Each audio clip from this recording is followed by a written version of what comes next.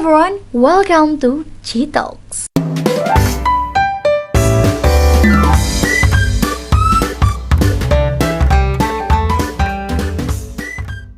Bareng gue Julia yang bakal nemenin kalian 5-10 menit ke depan yang akan ngebahas tentang SDGs, Sustainable Development Goals.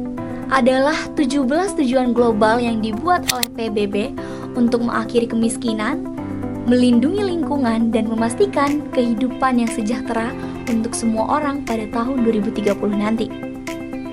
Intinya, SDGs ini adalah program yang baik agar dunia menjadi tempat yang lebih baik untuk generasi sekarang dan di masa depan nanti. Dari 17 rancangan, gua ngambil satu rancangan yaitu tentang kesetaraan gender. Dan dari 9 tujuan, gua ngambil satu tujuan yaitu tentang diskriminasi terhadap perempuan dan anak perempuan. FYI, Indonesia sudah masuk ke dalam peringkat 78 dari 167 negara yang mengikuti program ini. Bisa dilihat Indonesia masih di tahap signifikan challenging, yang dimana luasnya masalah ini itu masih memengaruhi masyarakat serta betapa sulitnya untuk mengubah. Tujuan ini gue buat untuk menekankan pentingnya pemberdayaan perempuan, penghapusan kekerasan berbasis gender, dan akses kesetaraan terhadap pendidikan, pekerja, serta partisipasi dalam mengambil keputusan.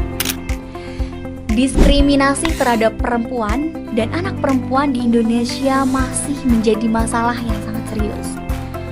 Kesetaraan gender bukan hanya soal perempuan, ini soal keadilan. Ini soal bagaimana dunia ini bisa menjadi tempat yang setara dan inklusif bagi semua orang.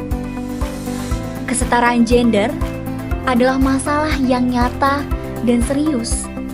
Perempuan memiliki potensi yang sangat besar, tapi masih banyak ketimpangan dalam berbagai dimensi, maupun itu support, akses kesempatan yang menjadikan kontribusinya tidak optimal. Komnas Perempuan mencatat 330.097 kasus kesetaraan berbasis gender terhadap perempuan meningkat 14,17% dibandingkan tahun sebelumnya. Lalu, tercatat 290 kasus femisida, pembunuhan perempuan karena jenis kelamin pada periode Oktober 2023 hingga Oktober 2024, dengan mayoritas pelakunya adalah pasangan intim seperti suami atau pacar. Bisa dilihat dari kasus itu, bahkan pelakunya adalah orang-orang terdekat kita. Lalu, lebih dari 15.000 anak perempuan menjadi korban kekerasan pada tahun 2024 dengan dampak psikologis dan akademik yang signifikan. Selain itu, juga terdapat 45% pekerja wanita melaporkan mengalami ketidaksetaraan di lingkungan kerja, termasuk kesenjangan gaji dan pelecehan verbal. Dari kasus-kasus yang gue udah jelasin, diskriminasi terhadap perempuan dan anak perempuan di Indonesia masih berlangsung di berbagai sektor, termasuk kekerasan fisik, psikologis, sosial, dan bahkan di politik. Meskipun adanya upaya dari pemerintah dan masyarakat, tantangan besar ini tetap ada dalam mencapai kesetaraan gender. Bukan hanya itu, masalah gender ini adalah isu yang sistematik, dan kita harus bersama-sama bekerja mematahkan bias serta persepsi yang mengkerdilkan perempuan. Dan ya, dengan gerakan salah satu rancangan SDGs ini, kita bisa mencapai masa depan yang lebih baik dan berkelanjutan bagi semua orang.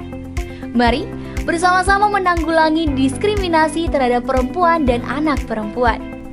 Kita dapat memulainya dari hal-hal kecil, seperti sadar terhadap diri sendiri, mengedukasi kepada orang lain, dan jangan takut untuk melapor kasus-kasusnya. Dan terakhir, kita harus berikan dukungan moral dan praktis kepada korban-korban kekerasan untuk mendapatkan pemulihannya. Dengan langkah-langkah tersebut, kita bisa dapat menciptakan lingkungan yang aman dan setara bagi perempuan dan anak perempuan di Indonesia. Mari kita wujudkan masa depan yang lebih baik di mana setiap perempuan bisa bersinar, setiap mimpi bisa tercapai, dan setiap potensi bisa teraktualisasi. Bersama-sama kita bisa. Gue Julia dari Citalk. Sampai jumpa di podcast gue selanjutnya. Bye-bye!